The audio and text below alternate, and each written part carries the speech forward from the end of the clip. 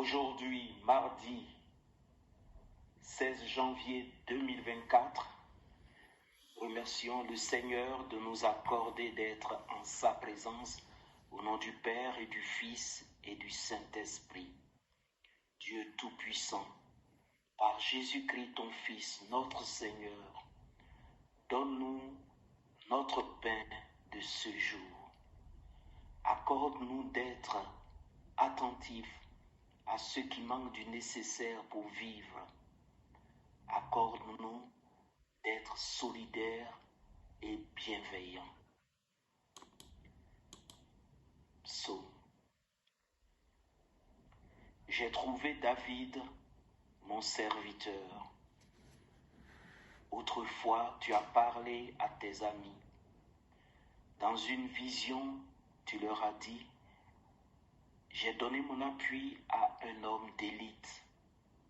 J'ai choisi dans ce peuple un jeune homme.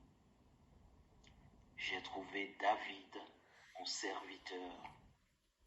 Je l'ai sacré avec mon huile sainte, et ma main sera pour toujours avec lui.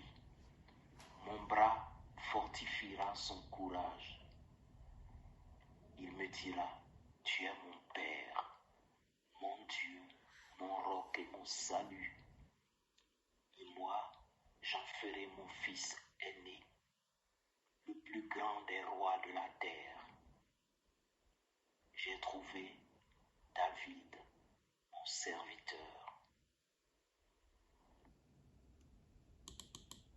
Évangile de Jésus-Christ selon saint Marc.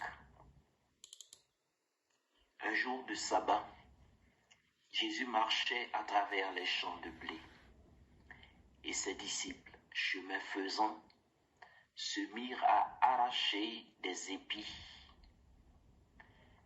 Les pharisiens lui disaient, regarde ce qu'ils font le jour du sabbat. Cela n'est pas permis.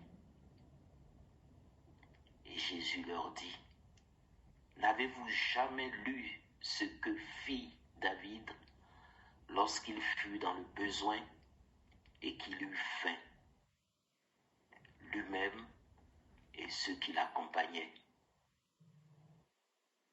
Au temps du grand prêtre Abiatar, il entra dans la maison de Dieu et mangea les pains de l'offrande que nul n'a le droit de manger, sinon les prêtres, et il en donna aussi à ceux qui l'accompagnaient. Il leur disait encore, le sabbat a été fait pour l'homme et non l'homme pour le sabbat.